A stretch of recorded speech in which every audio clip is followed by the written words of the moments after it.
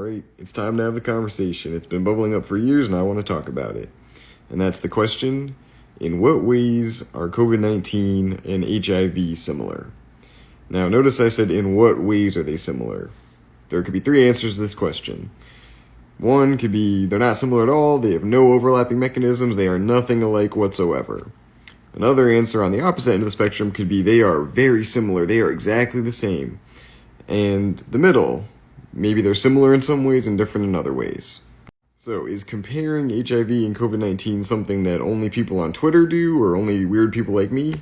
Not at all. It's actually pretty widely discussed, and I'll show you some examples. This is Dr. Grace McComsey, who's a vice president of research at University Hospital System in Cleveland. She studied HIV for 2 decades and is now researching long COVID. She says after studying HIV for decades, when she looks at long COVID data, it's like deja vu, and they are eerily similar. So how are they similar? Well, she points out 3 things. 1 is causing large amounts of inflammation, 2 is persisting in the body, and 3 is causing immune disruption. She says HIV patients don't die from the virus itself, they die from immune activation and chronic high levels of inflammation that cause other diseases or leave you vulnerable to what are called opportunistic infections. So repeating some of these themes, she says that's why someone like me who has studied HIV for the last 20 years found that COVID is extremely similar to HIV. It's a virus that produces a lot of inflammation. We see a lot of conditions that are known to stem from inflammation, and now we have some evidence that it persists in different organs. And this chronic inflammation and immune system activity can cause fatigue that we see with long COVID. And she ends by saying it's possible that SARS-CoV-2 does organ damage, activates other dormant viruses in the body, or that it causes permanent and irreversible changes to the balance of the immune system that lead to chronic bouts of inflammatory disorders, even in the absence of virus. Now, HIV stands for Human Immunodeficiency Virus, and in addition to that doctor in Cleveland, this is Karl Lauterbach, the German health minister. He warned of an incurable immune deficiency caused by COVID. Later he clarified this remarks, saying, we don't yet know if it's incurable or it could be an immune deficiency of an unknown duration. But that was his way of clarifying. He wasn't saying for sure there is permanent immune damage, but even that clarification is still pretty alarming. Here we have the Memorial Sloan Kettering Cancer Center Library. They very straightforwardly say one of the most concerning long-term impacts of COVID-19 is immune dysregulation and dysfunction. Immune system impacts were heavily documented even in the first waves of the pandemic. However, there was a lack of understanding as to what exactly COVID-19 infections were doing to the immune system, and what that might mean during both acute infection and long-term.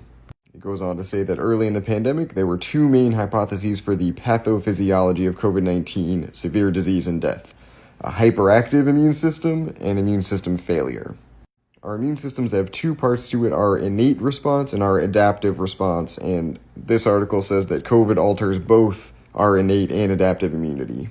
This is a study in the International Journal of Medical Science that says SARS-CoV-2 and HIV, so different yet so alike, and it looks at the immune response at the cellular and molecular level. Article, same journal, similarities and differences between HIV and SARS-CoV-2. So again, the point here is that this is not a fringe conversation. There's a lot of medical and scientific research looking at this question.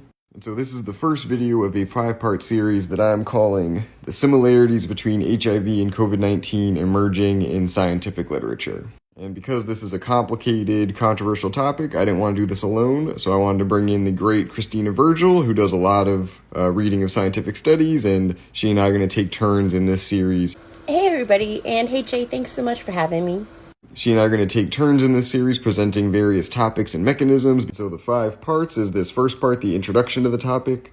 The second part is talking about CD4 T cells in our immune system and potential impacts on our T cell counts.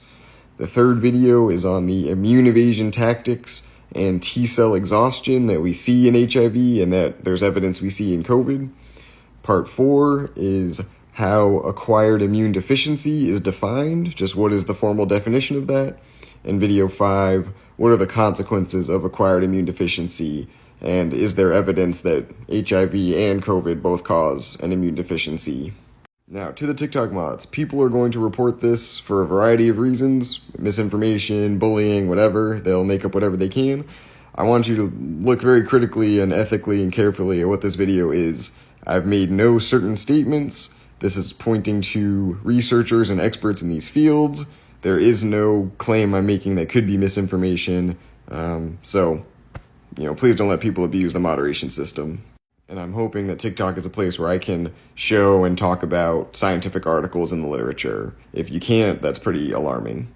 And lastly, the sources for all these journal articles are going to be in my bio and my link tree. So go there to do your own research, do your own reading. Thank you to Christina Virgil for helping me with this, and thanks to everyone for critically and carefully considering this. I'm open to feedback, criticism, responses, stitches, as long as it is principled and as long as it's respectful.